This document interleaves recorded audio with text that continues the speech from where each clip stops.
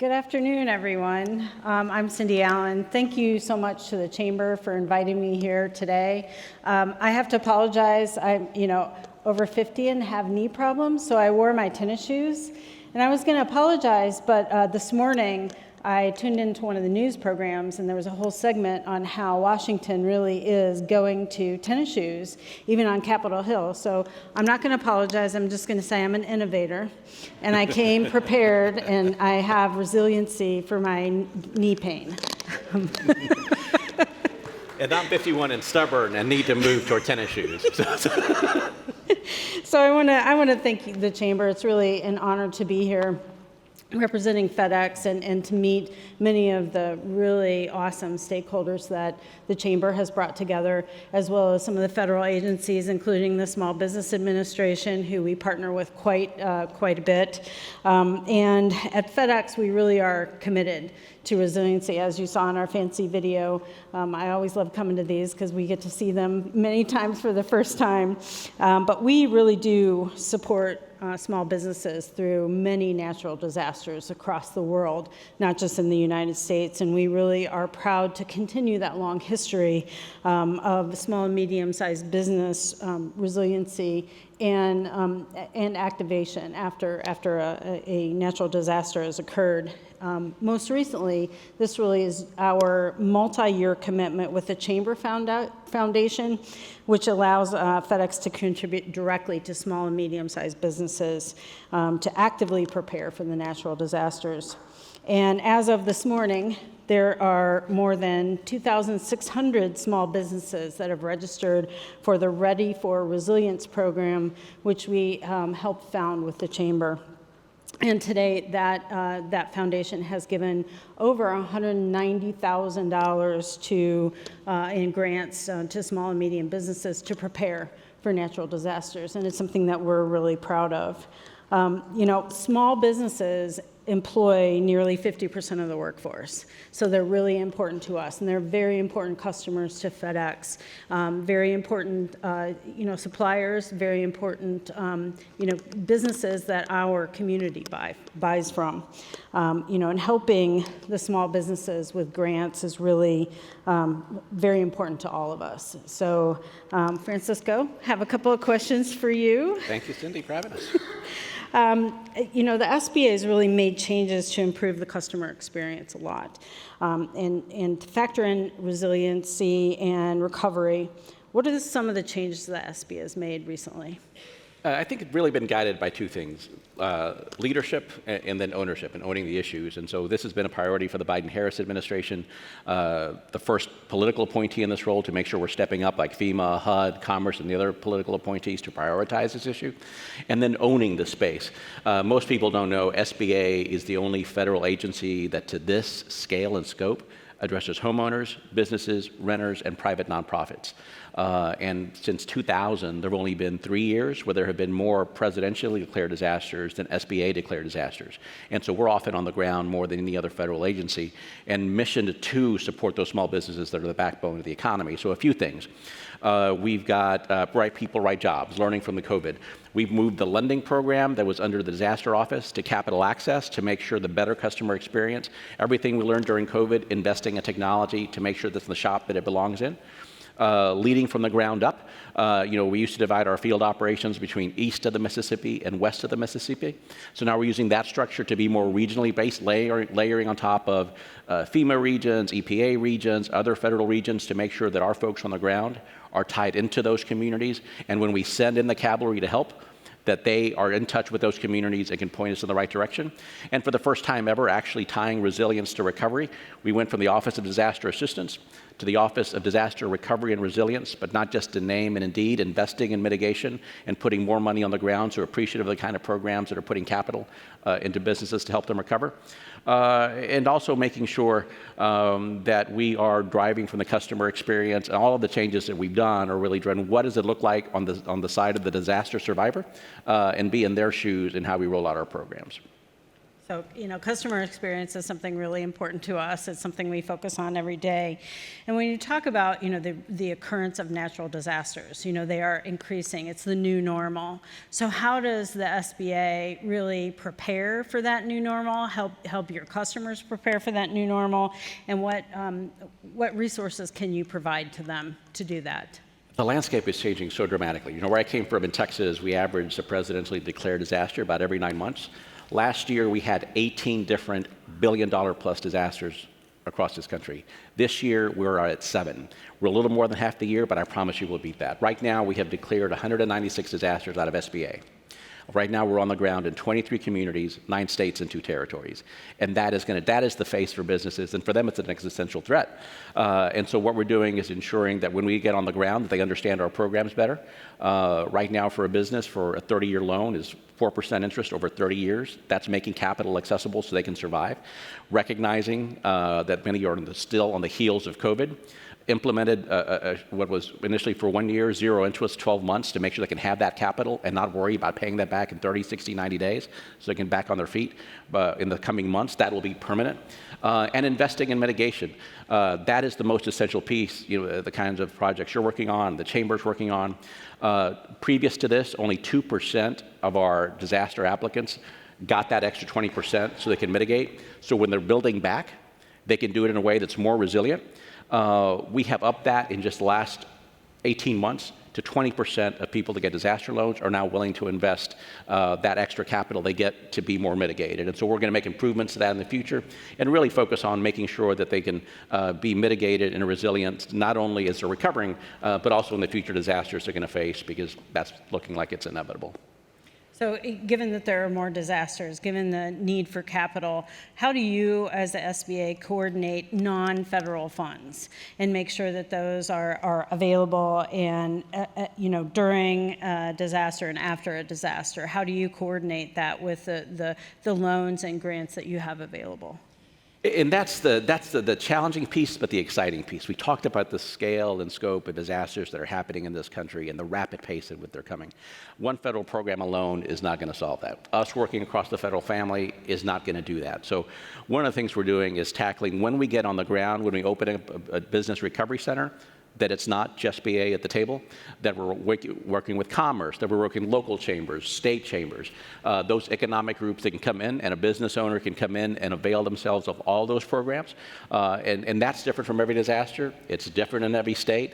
But one of the things that's absolutely critical to that is us then taking an internal look is how do those programs intersect with some of those other programs. One of the challenges for us is duplication of benefits. If you get an SBA loan, that can be considered a duplication of benefits, whether you get a grant or something else. One of the things we're tackling is I personally don't believe that a program you have to pay back ought to be considered a duplication of benefits, so we're tackling those kinds of issues. But really, it's that whole community approach, and how do we not go in thinking we're going to solve the problem alone at SBA, but how we become a team player to ensuring that our small businesses, we can rebuild them in a way that's resilient and make sure the local economies can thrive by making it a team effort. So you've met with a lot of stakeholders over with all of the increase in natural disasters. What are you really hearing? What can you share? What do we need to know as not just FedEx who, invests in these grant programs, but all the coordinators, all the stakeholders who do this day in and day out? What can you tell us? What do we need to hear? I think one of the biggest challenges that I hear across the country when I'm talking to small businesses, whether they're impacted or not, is they want to be involved in resilience and they want to mitigate, but they don't know how.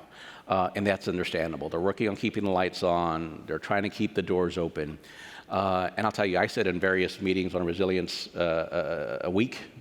And my definition of resilience changes based on the context of that meeting, and so do the same people that sit across from me at the table at those meetings. And so how do we make that an easier lift for business owners? So they need, one, resources, a way to invest in that. The old way of doing business was, I'm not going to invest in mitigation. I'm going to wait for insurance to pay if and when that comes, if I hadn't gotten to it yet. We all see what's happening in the insurance market. That is no longer the way of doing business. You're going to have to make that payment up front. So you're not paying that balloon cost at the end, having to pay that out of pocket. So one, making sure that we help them with that framework. Not just physically mitigating, but what can you build into your processes and your business operations to make that more resilient? And also us doing the homework for them. What mitigation and resilience looks like in the Northeast is different than the Southwest. Even, I'm from Texas. What Texas needs to be resilient against is somewhat similar to what's on the other side of the Gulf Coast in Florida, but a little different depending on where you're at. So creating that kind of framework and doing the homework for them so they know, hey, based on where I'm at in this region, here's something low cost, easy to do that I can mitigate and be more resilient. And at the last page of that is something they can do that's very capital intensive and time intensive, so they have options. The other piece is really making sure that we understand what's going on in the economy and what are the challenges of some of those businesses. And really right now it's access to capital.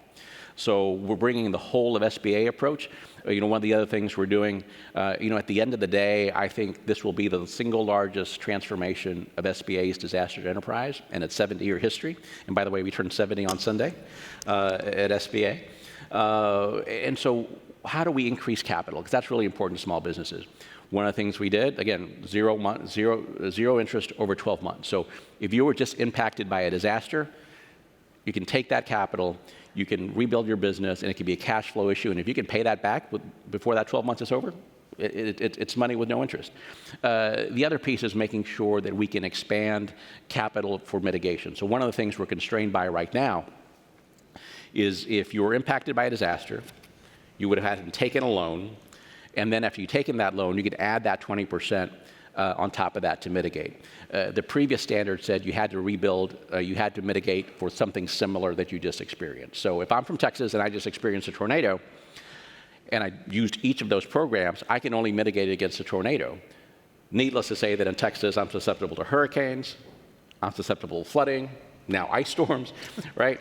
And so that's part of our rule change. Moving ahead, you'll be able to do that. And working with our partners in Congress to see how we can expand mitigation. So, if you're a business and you were not impacted, but your business neighbor across the street was, I think we're missing a window of opportunity. When you're thinking, by the grace of God go I, how do I mitigate, right? And so making sure that we provide mitigation funding in advance of disaster. So one thing to know is Congress is considering something where we could use a pilot program for that. So that's absolutely critical. And the other piece is understanding holistically where we are in the economy. One of the things that we've done, and I've heard especially from rural communities, is they have a more difficult time recuperating post-disaster, but they're absolutely essential to the local economies more than anything else. And so the president signed a bipartisan act, the Rural Assistance for Rural Communities Act. So SBA's threshold continues to be the same. 25 structures, major damage, 40% uninsured, whether it's a business, an apartment, or somebody's home. So that's a relatively low threshold. In rural communities, though, that can be even more that's still a challenge. And so if FEMA has issued a public assistance declaration, all we need now is one structure that meets the SBA threshold, and then we can bring all of those programs to bear. The other piece is we need to look at those economies a little differently and continue to. 90% of eco-services that are imported into an urban economy are imported from a neighboring rural economy. And so unless we invest in both won't be able to thrive. And so that makes sure that their businesses can continue to operate, that we're infusing them with capital, that through across the whole of the federal family, that we're investing in that infrastructure, whether it's roads, bridges, internet access, and making sure that we're leveling the playing field in terms of that infrastructure across both urban and rural to make sure that as a whole, as a country, we continue not only recover, but to do that in a way that continues to the small business boom that we're experiencing. And so that's what we're doing. I think the most important thing for businesses to know is that at the end of the day, they're the ones that will have the most impact on whether or not they're going to be resilient in the face of disaster. A shocking number from FEMA, 25% of small businesses are likely to not reopen after a disaster, and only 30% have business interruption insurance. What's scarier about that is that was pre-COVID. Right, so with the economic stressors that we've had over the past few years, that number is probably a little bit more challenging. So businesses should know the first thing that you can do, I know we're talking about taking on capital, we're talking about loans, or about expenditures to mitigate, but there's things you can do, and you should know that right now as a business. One, do an insurance checkup. And compare that to how you're growing, how you're thriving, what your situation is to make sure you're adequately insured. And then take the steps like making sure that you have a plan with your suppliers, with your customers to make sure that when a disaster happens, you'll be able to continue to operate. And then exercise and practice that plan and continue to revise it. So hurricane season, we just got to the start of that. That's always a good time of year to remind yourself to go through that process. And so that's a little bit about what people should know about what we're doing. But the most important thing to know is that in the end, whether you're an individual or a business owner, no matter what we bring to the table, the greatest impact in your ability to survive a disaster is really what you do. So we have a lot of representatives from different foundations, not just FedEx here, but some of the others. How can we better partner with SBA moving forward, and how do the communities have visibility into those opportunities after disaster happens? One, we're willing to partner. One of the things that we've done, this entire remake of SBA's disaster enterprise is rethinking some of the things we've done. For example, we're raising the loan limits. The last, for a homeowner that was $200,000. The last time we studied that or increased that, I was graduating high school. You can tell by the gray on my head, that's been a while. It's been 30 years. And so we're also, while we're entering that space, partnerships are critically important to us. And one of the things we're investing in is a team that will work with private sector partnerships and public sector partnerships. So if you have a foundation, if this is a business that wants to be engaged with us, we are opening the door for that. We talked earlier about it's not just us solving a problem. How do we do that? And quite frankly, you have constituencies, you have members, you have partners that have those working relationships with you day in and day out. So we're looking for partnerships. And how can we educate? How can we build resilience in those communities, in those businesses, and whether issues and whether opportunities like what FedEx is helping to fund with the Chamber for those resilience grants? How do we partner up and say, hey, this is one avenue of capital. Here's something else at SBA that we can do that we can bring to the table. And I think we also can do, as we look at the whole of SBA approach, not looking at those partnerships strictly from our side of the recovery and resilience, but how do we have existing programs where some of your members or partners might not have a pre-existing relationship with SBA? And how can we pivot some of our steady state programs into ways that can help build resilience? If you look at some of our traditional SBA lending, 504 and 7A, as a business, if you got members or that want to invest in infrastructure and come with a loan, there's nothing that tells you.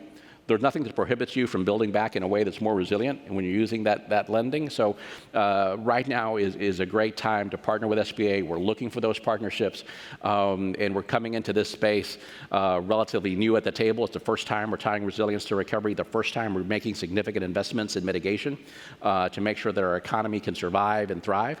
And so we're also coming to the table with an open mind and willing to listen and learn from experts at the table that have been involved in this for some time. Yeah, and I have to, recognize the Chamber for their work with their foundation, which we're heavily invested in, and as I know many of you are too. And thank you for the partnership with the Small Business Administration, because I think it's vital to our communities where we all do business and for our customers as well. So thank you very much, and thank you to the Chamber. Thank you all.